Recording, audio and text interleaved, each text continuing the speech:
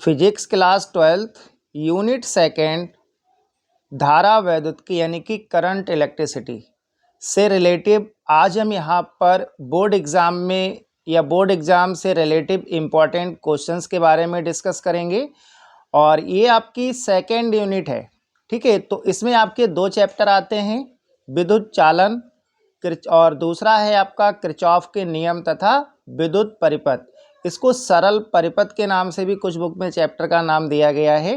तो देखो आज की क्लास में हम यहाँ पर वेरी शॉर्ट यानी कि अति लघु उत्तरीय प्रश्न, लघु उत्तरीय प्रश्न और दीर्घ उत्तरीय प्रश्न तीनों प्रकार के क्वेश्चंस के बारे में डिस्कस करेंगे। और बोर्ड एग्जाम के लिए ये वीडियो आपके लिए मोस्ट इम्पॉर्टेंट रहेगी। और ये भी ध्यान रखना, इस यूनिट से टोटल 7 मार्क्स का पूछा जाता है, यानी कि 7 नंबर का आता है, ठीक है। तो देखिएगा यहाँ पर हमने पहला क्वेश्चन लिया है आवेश की गतिशीलता। ये आपका अति लघु उत्तरीय के लिए यानी कि वेरी शॉर्ट के लिए इम्पॉर्टेंट रहेगा। दूसरा है आपका विशिष्ट प्रतिरोध और विशिष्ट चालकता। और चौथा है आपका ओमीय प्रतिरोध तथा अनोमीय प्रतिरोध।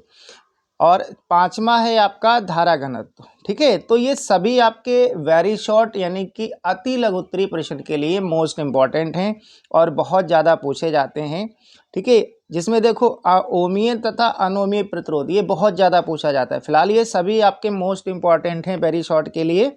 और अगला है देखो सेल का विद्युत वाहक बल। ये क्वेश्चन आपका 2024 में भी पूछा गया है, उससे पहले भी कई बार रिपीट हुआ है, तो इम्पॉर्टेंट रहेगा, ठीक है।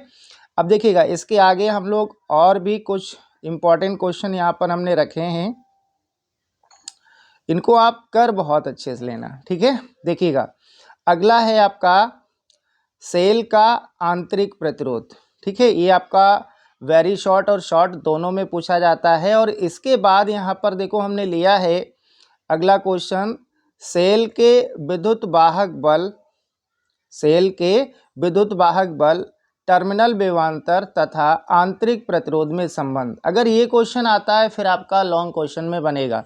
और लॉन्ग क्वेश्चन में पूरा भी क्वेश्चन बना सकते हैं कि सेल के आंतरिक प्रतिरोध से आप क्या समझते हैं तथा सेल के विद्युत वाहक बल टर्मिनल विभवांतर तथा आंतरिक प्रतिरोध में संबंध स्थापित कीजिए, ठीक है।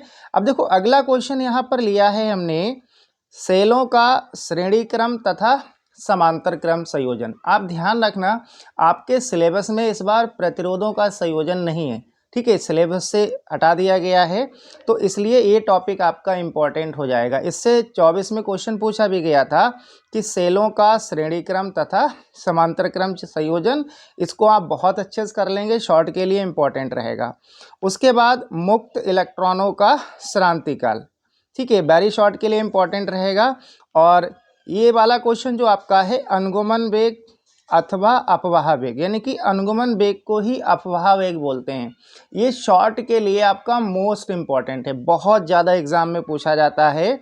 और अगर लॉन्ग में क्वेश्चन बनता है तो इसी में ये प्लस करके पूछ लेता है कि अपवाह वेग अथवा अनुगमन वेग क्या है और अनुगमन वेग के आधार पर ओम के नियम का निगमन कीजिए। अगर इस टाइप से आता है तो फिर ये लॉन्ग क्वेश्चन में आपका पूछा जाएगा, और नहीं तो शॉर्ट में तो बहुत ज़्यादा आता है, ठीक है। तो ये जो अनुगमन वेग के आधार पर ओम का नियम है, ये भी क्वेश्चन आपका बहुत इंपॉर्टेंट है।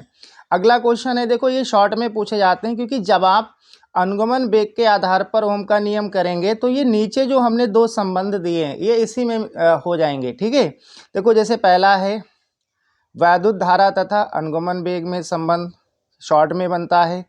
धारा घनत्व तथा अनुगमन वेग में संबंध, ठीक है, ये सभी आप कर लेना, बहुत इंपॉर्टेंट है। देखो अगला क्वेश्चन है आपका जो शॉर्ट के लिए मोस्ट इम्पॉर्टेंट रहेगा और बहुत ज़्यादा पूछा भी जाता है, किरचॉफ के नियम मोस्ट इम्पॉर्टेंट रहेगा शॉर्ट क्वेश्चन के लिए, किरचॉफ के नियम। और अगला है व्हीटस्टोन सेतु, ठीक है, इनको आप बहुत अच्छे से कर लेना क्योंकि यहाँ पर हमने आपके यूनिट सेकेंड से रिलेटिव जो भी आपके most important very short, short या फिर आपके लॉन्ग क्वेश्चन बन सकते हैं बोर्ड एग्ज़ाम में, उन सभी को यहाँ पर मेंशन किया है, ठीक है। इस यूनिट से 7 नंबर का पूछा जाता है, इसलिए आप इसको बहुत अच्छे से कर लेना, ठीक है। और यहाँ पर जो भी हमने पॉइंट मेंशन किए हैं ये बार बार रिपीट होते हैं, इनको आप बहुत अच्छे से कर लेंगे। ठीक है।